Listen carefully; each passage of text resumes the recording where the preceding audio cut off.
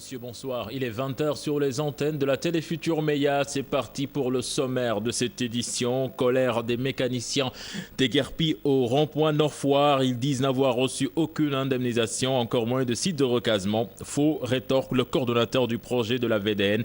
Vous entendrez ses précisions dans le journal.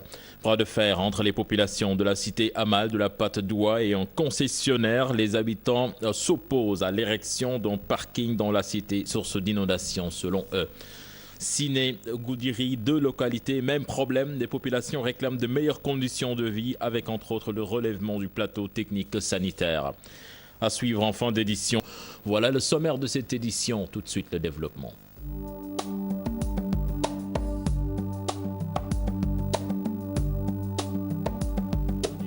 À tous, opération de déguerpissement au rond-point Nord-Foire. Les mécaniciens qui s'étaient établis sur ce site ont été déguerpis. Une opération initiée par le préfet de Dakar. Les victimes disent n'avoir pas été indemnisées et n'ont pas aussi de site de recasement, comme vous allez le voir dans ce reportage signé Aminata Mbaresso et Tierno Laurent Mendy. Les mécaniciens installés au rond-point Nord-Foire, réveillés ce dimanche matin par les bruits de ces machines Caterpillar, la préfecture de Dakar met à exécution ces menaces. Avec ces déguerpissements, ce sont des millions d'emplois que nous perdons. Nous savions très bien que nous devrions quitter ces lieux, mais les autorités devraient nous chercher un autre endroit avant de nous déguerpir. Je suis très déçu du régime de Macky Sall. Je suis là désemparé, je ne sais plus où aller, ils pouvaient au moins nous trouver un site de recasement. Un déguerpissement après plusieurs sommations, la dernière en date ce vendredi, les occupants des lieux crient à l'injustice. Nous avons reçu la sommation ce vendredi et entre vendredi et dimanche, je trouve que c'est trop juste pour évacuer tous ces épaves. Ils pouvaient nous laisser ici jusqu'à la fin du mois de Ramadan, au moins. Autre fait qui aggrave la colère de ces déguerpis, l'absence d'indemnisation. Je n'ai reçu aucune subvention et c'est de même pour les autres. Par contre, nous avons entendu que les autres mécaniciens installés à Djamalai ont été indemnisés. Ils pouvaient démarrer le déguerpissement par eux. Nous avons juste entendu parler de cet argent, mais nous n'avons encore rien reçu. Cet espace, situé au Nord-Foire, doit faire partie de la deuxième section de prolongement de la VDN, un projet qui remonte à 2012. Les occupants, surpris par les événements, tentent de sauver le peu qui leur reste. Le coordonnateur du projet de la VDN apporte ses précisions pour Ibrahim Assal. Tous les occupants identifiés et recensés ont reçu des indemnités de déplacement d'un coût avoisinant les 35 millions de francs CFA. Je vous propose de l'écouter toujours au micro de Tierno Laurent Mendy et Aminata Mbaresso. Tous ces occupants-là ont reçu des indemnités d'aide au déplacement. Donc ils l'ont tous perçu. Donc on leur avait déjà donné une première sommation. Mais avec les processus de conciliation et autres là, ça a un peu pris du temps. Ils ont reçu une deuxième sommation et après la deuxième sommation, la date butoir a été fixée pour le déguerpissement.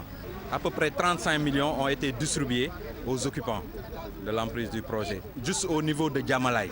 Ils étaient au nombre de 200 et quelques. Il y avait plus de 200 occupants qui étaient dans l'emprise. Donc tous ces occupants ont été identifiés, recensés. Et des montants d'indemnité d'aide au déplacement ont été donnés à ces occupants-là pour quitter l'emprise du projet. Donc ce jour-là, après l'expiration du délai de sommation, la préfecture a procédé au déguerpissement. Je vous le disais en sommaire, les habitants de la cité Amal de la Patte d'Oie s'opposent à l'érection d'un parking dans leur cité. Cette installation favoriserait les inondations selon eux. Le concessionnaire, lui, ne compte pas quitter les lieux. Reportage Pape Nderifal et Mardia. Une soirée mouvementée à la Patte d'Oie, des altercations entre ce gérant de parking et la population. Un problème qui dure depuis 4 mois. C'est un monsieur qui occupe un espace que nous combattons. On a rencontré les autorités qu'il fallait pour ça et un arrêté a été délivré à ce monsieur pour qu'il arrête les travaux jusqu'à ce que nous trouvions une solution entre lui et les habitants de la Patte d'Oie et l'État. On n'a pas compris que cette nuit, en plein sommeil de tout le monde, que ce monsieur amène ses voitures et puisse les placer là et venir nous défier. Bail, titre foncier, autorisation de construction, avec tous ces papiers, Dame Lo refuse toute accusation. Il y a 2 ans, on m'avait dit que la VDN allait passer par là où j'étais, c'est-à-dire à Nord-Foire. Et de là, j'ai entrepris des démarches jusqu'à l'obtention de ce terrain. D'abord, je me suis automatiquement rendu à la direction des impôts et domaines. On m'a cédé ce terrain à usage commercial. Et c'est ce que je suis en train de faire. Une histoire qui est loin de connaître son épilogue. Nous allons continuer la lutte.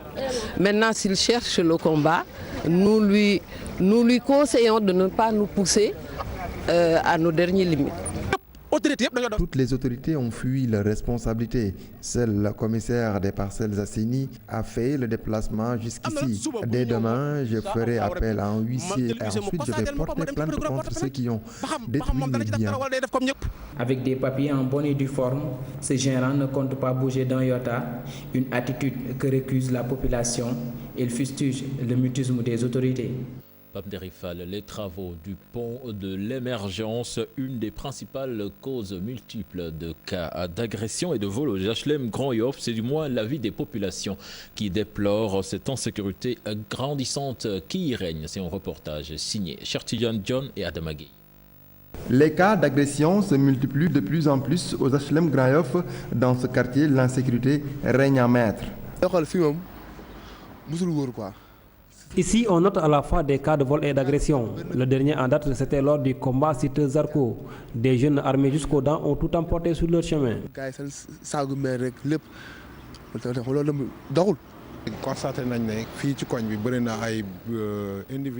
On voit souvent des jeunes qui détiennent des armes blanches par devers eux. Le plus souvent, ces personnes passent à des heures tardives. Ces habitants sont particulièrement sensibles à cette insécurité galopante. Ils vivent dans une peur constante. Selon eux, ces malfrats profitent des travaux du pont de l'Émergence pour commettre leur forfait.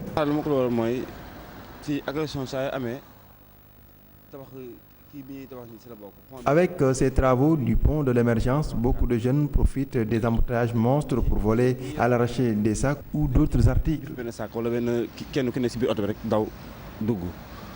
Vraiment dans le grand, li ma la mën a wax mooy agression yeeg affaire yooyu xam nga xaw na fee bëri temps yi quoi ci entourage stade bi ak affaire yi.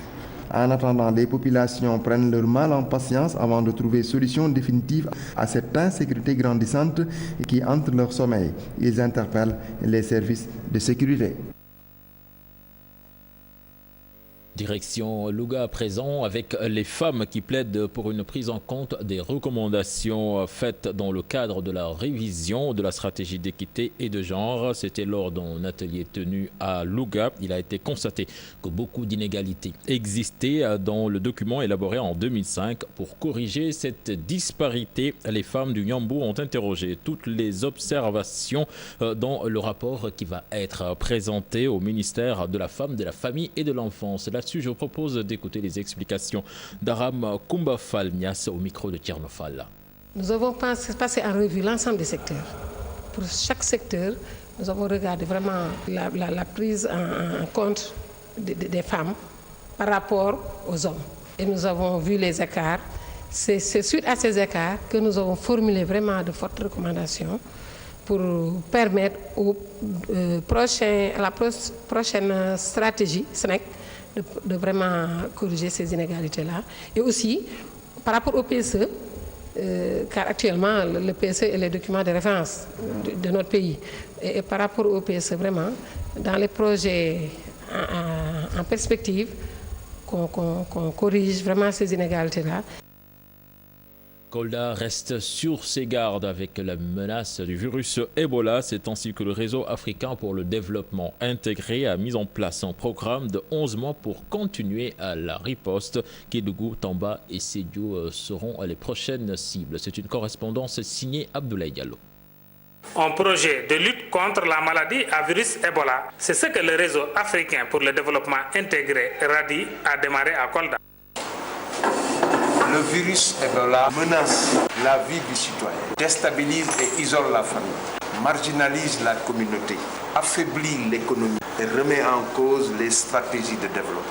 Il est donc tout à fait légitime d'engager sans relâche ce combat contre Ebola, malgré les bons résultats de notre pays, qui est une référence. C'est pourquoi le RADI et son partenaire, l'ONG britannique ChristianAid, aimeraient apporter leur contribution à cette lutte à travers un projet de formation d'une durée d'1 an basé sur la connaissance fine de la maladie et le changement de comportement. Pour atteindre leur objectif via ce projet, plusieurs activités sont en vue. Le premier axe, c'est l'axe renforcement des capacités. Donc on va faire des formations avec les différents cibles, en l'occurrence les relais communautaires, les enseignants des écoles, mais aussi les enseignants des écoles coraniques. L'autre axe, c'est l'axe sensibilisation et formation. Maintenant, le dernier axe, ça va être l'axe de mise à disposition des centres de santé et des postes de santé, de matériels médicaux. Le démarrage du dit projet a fait l'objet d'une cérémonie de lancement, laquelle cérémonie était présidée par le gouverneur de région en présence de plusieurs partenaires du RADI. Sine, une localité de la commune de Sagata qui manque de tout. Les populations réclament un poste de santé, le bitumage de l'axe qui relie le village à Sagata et Andara moderne. C'est une correspondance signée Modumbaïa. Voici le village de Sine situé dans la nouvelle commune de Sagata Djolof. C'est dans cette cité religieuse que repose Mam Ousmane Sy, le père de Seydi El Hadji Malick Sy, ainsi que son grand-père, Mam Demba Bouna Sy. Demba Bouna boobu moo jur Ousmane jur Seydi El Hadji Malick. Demba Bouna et Ousmane Sy se reposent tous ici. Mati Mbacké, la sœur de Mamor Anta Sali Mbacké, est inhumée à Sine après sa disparition. Présentée par plusieurs villages, la case de santé de Sine ne parvient plus à satisfaire les populations de cette localité. On n'a que 2 salles. Nous disposons que de 2 salles. Et ces 2 salles-là, l'une constitue la salle de consultation. La deuxième salle constitue une salle en même temps d'accouchement et les femmes qui sont en travail, ils accouchent dans la même salle. Autre préoccupation du Khalif est la construction d'un dara moderne et le bitumage de la route latéritique Sagata-Sine, un tronçon long de 7 km. Nous voulons un dara moderne à Sine, puisque ce village est une cité religieuse. La distance entre Sine et Sagata est à 7 km. Et c'était Serigne Abdoul Aziz Sy Dabakh qui avait construit cette piste latéritique. J'invite les fils du terroir, notamment les talibés Tidjane, à continuer l'œuvre du Saint-Homme. À l'occasion du Gamou annuel de Sine, les chefs religieux du Djolof ont formulé des prières pour un Sénégal de paix et de prospérité. Nous parlons politique à présent avec les frondeurs du Parti démocratique sénégalais qui essaient d'étendre leurs actions à leur base respective. Mamadou Lamine Keïta, un des signataires du mémorandum, a réuni ses militants à Bignona avec comme objectif obtenir leur aval pour poursuivre le combat. Je propose de l'écouter, il est interrogé par Boubacar Diassi. Notre rencontre a permis de préciser les véritables options des signataires du mémorandum du 1er juin 2015. Nous ne pouvons pas faire marche en arrière parce que nous considérons que le parti doit renouveler. Nous nous battrons pour ça. Et chacun d'entre nous a été approché par Macky ou un de ses hommes. Nous sommes restés au PDS par conviction. Quand vous nous voyez nous battre, comprenez que nous ne pouvons pas nous laisser faire. Donc on va continuer la bataille. Nous ne pouvons pas continuer dans les coteries partisanes pour distribuer les responsabilités ou faire des choix lorsque nous devons aller vers des élections législatives. La fête de la musique ne sera pas célébrée cette année au Sénégal. Ramadan oblige, les artistes ne vont pas se produire de l'avis du directeur des arts du ministère de la Culture. Tout de même, du spectacle, il y en aura au centre, à l'Institut français, nous disent nos reporters Aïssatou Payfal et Modou Diop. Fête de la musique, 3 principes fondamentaux, véritables phénomènes de société. Mais cette année, les musiciens ne joueront pas en ce 21 juin. Le Ramadan est passé par là. Toutes les musiques dans un environnement de Ramadan, est-ce possible? Je dis non. Et puisqu'il n'y a pas toutes les musiques, il n'y aura pas tous les musiciens. La gratuité, ce n'est pas un problème. Donc, si c'est en réalité organiser un concert, on peut le faire à tout moment. En tenant compte de l'environnement immédiat, peut-être qu'on aurait organisé un concert de musique religieuse, de trucs, etc. Mais nous ne serions pas dans l'esprit de la fête de la musique. Et si les musiques spirituelles remplaçaient les musiques modernes pour célébrer cette fête? Les religieux ne se sont jamais sentis concernés, même s'il est vrai que depuis quelque temps, il y a des festivals liés à cette musique. Mais quand il est question de fête de la musique, on n'a jamais pris en compte les musiques spirituelles.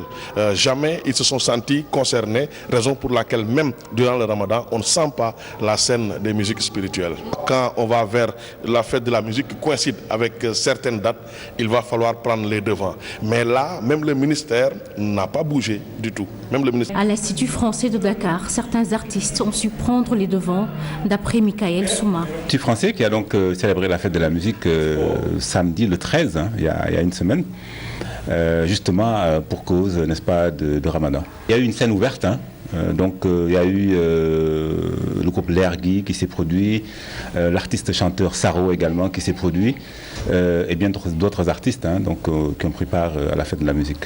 On attribuerait l'origine de la fête de la musique à Joel Cohen, un musicien américain en 1976.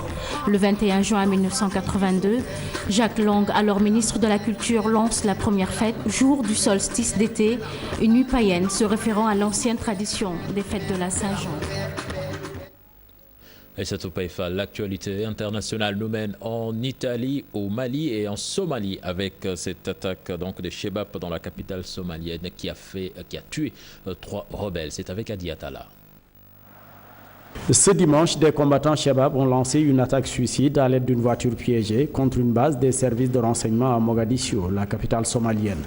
3 assaillants ont été tués et aucune perte en vie humaine n'a été enregistrée chez les forces publiques qui déclarent avoir repoussé l'attaque. Plus près de nos frontières, au Mali, un accord a été signé par la rébellion Touareg après avoir été validé par le gouvernement et se charger de la médiation internationale. Les différents acteurs espèrent que cette paix va être consolidée dans le nord Mali. Les autorités françaises se sont réjouies de l'accord qui n'a pas été du tout facile. Après l'arrestation du journaliste de la chaîne Al Jazeera par la justice allemande sur demande de l'Égypte, Ahmed Mansour, arrêté à l'aéroport de Berlin, va connaître son sort ce lundi. Va-t-il être extradé comme le souhaitent les autorités égyptiennes qui le soupçonnent d'être proche du parti d'opposition du président destitué Mohamed Morsi? Ahmed Mansour, en garde à vue depuis samedi, a été arrêté sur la base d'un mandat d'arrêt international émis par l'Égypte qui l'accuse de plusieurs crimes. Le pape François se fait l'avocat des migrants. Il a appelé les Occidentaux à avoir de la considération pour ces migrants et ne pas les traiter comme des marchandises. Au moment où l'Union européenne est divisée sur leur accueil, le pape a une fois condamné les manifestations de rejet de ces immigrés. Le souverain pontife était à Turin.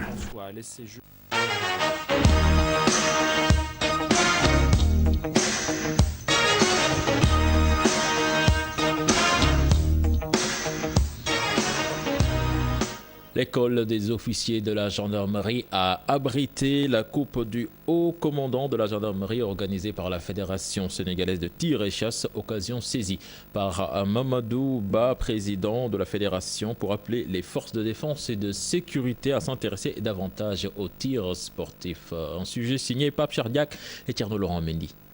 Arme au poing, le doigt sur la gâchette, la concentration à son maximum, en ligne de mire, la coupe du haut commandant de la gendarmerie, directeur de la justice militaire, occasion saisie par le président de la Fédération sénégalaise de tir et de chasse d'inciter les services de défense et de sécurité à s'imprégner davantage du tir sportif. Les meilleurs tireurs aujourd'hui au monde sont des hommes de tenue. Et c'est la raison pour laquelle j'ai fait appel au corps militaire et paramilitaire à venir nous rejoindre. Invite entendu par le représentant du parrain. J'ai demandé au président de voir dans quelle mesure nous pourrons ensemble essayer de vulgariser davantage la pratique du tir sportif dans nos différentes formations, dans nos différents corps et services. Mamadou Faye du GIGN, vainqueur du trophée en homme, appelle les fédéraux à plus de soutien et de considération. J'ai les potentiels qu'il faut pour aller décrocher une médaille olympique. Ça, je le sais dans mon fort intérieur. Peut-être que bon, c'est les moyens qui manquent et le temps pour s'exercer. Mais en tant que tireur du GIGN, moi, il n'y a pas quelque chose qui peut être un inconnu pour moi en matière de tir. C'est pas possible. Franchement, j'en ai marre d'être figurant quand je parle dans des compétitions internationales ou autres.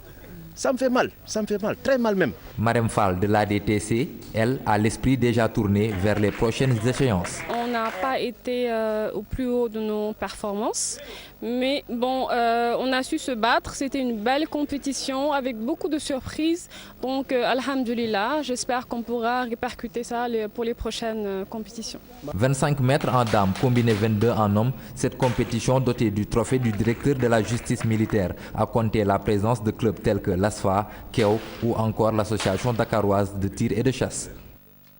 Pape Diak, merci. Le Sénégal a connu de bons résultats au championnat du monde U20. Ce haut fait d'armes n'est que l'arbre qui cache la forêt. Et donc notre pays n'a pas un championnat digne de ce nom. Chez les jeunes, des acteurs du monde du football appellent à des politiques sportives efficaces pour enfin développer le football local. C'est l'objet de notre dossier du jour, signé Pape Faraning Modou Diop, Thierno Laurent Mendy, Adama Gueye.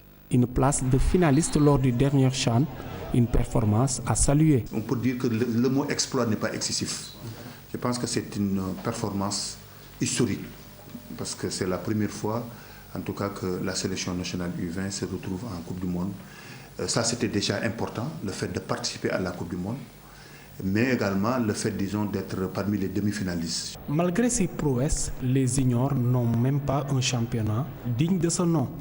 Samedi et dimanche passé, j'ai vu des juniors jouer. Je crois maintenant, on commence à faire jouer les petits.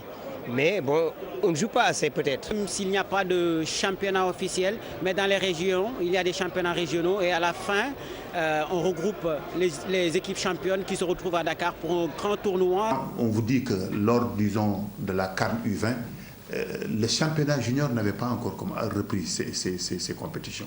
N'eût été le championnat d'élite, le Sénégal n'aurait pas réalisé ces résultats. Les joueurs qui jouent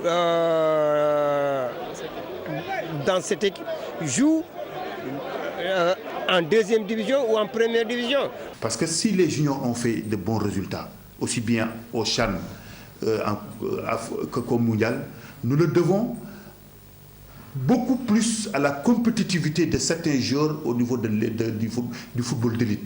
À cela, on peut dire l'apport considérable des centres de formation qui constituent l'ossature de ces équipes nationales. Au niveau de la structure, il y a Dakar Sacré-Cœur, il y a Aspait, il y a Djamba. Le centre de formation n'est qu'un lieu, un endroit privilégié, surtout pour produire des footballeurs de qualité pour demain. Les formations sont inaubaines pour le football sénégalais. Quand on voit aujourd'hui Djamba, Génération Foot, Dakar Sacré-Cœur, depuis quelques années, constitue en tout cas l'ossature de ces équipes nationales. Pour ces analystes, il est temps d'instaurer une nouvelle politique pour la petite catégorie. Il faut qu'on développe le football partout au Sénégal. C'est ça le travail de la direction technique. Une nouvelle politique s'impose allant dans le sens de mettre en place un championnat. Mon credo, c'est qu'on ait un championnat national, pas un championnat où des juniors vous jouent 4 matchs, 5 matchs, après c'est terminé. Mais un championnat, disons, à l'image du championnat professionnel. Avec toutes ces performances, l'heure est donc venue d'accorder plus de considération à notre football local, ce qui constituerait à coup sûr un capital important pour les sports sénégalais. La minute Ramadan aujourd'hui qui s'attarde à la mode de cuisson, surtout en cette période de jeûne. Donc évitez de manger gras trop épicé. C'est le conseil de notre diététicienne, donc Marie-Louise Gaye, interrogée par Fatou Kinedem et Adama Gueye. Pendant le Ramadan, le dîner assez souvent est un peu tardif. Donc vous le prenez, si c'est une préparation grasse, si c'est des fritures, là il y a de l'huile et puis c'est de l'huile cuite. Donc plus ou moins difficile à digérer. Privilégier les modes de cuisson très pauvres en gras. On peut utiliser les grillades, on peut utiliser des cuissons à l'eau, au four, etc. Donc à la place des fritures, des sauces huileuses et tout. Quand vous consommez très épicé, l'inconvénient c'est que vous savez qu'après ce dîner-là, pratiquement l'individu va se coucher. Et donc ça peut entraîner des remontées gastriques, des reflux. C'était le dernier élément de ce journal. Excellente suite de programme en compagnie de la Télé Futurs Médias. Au revoir.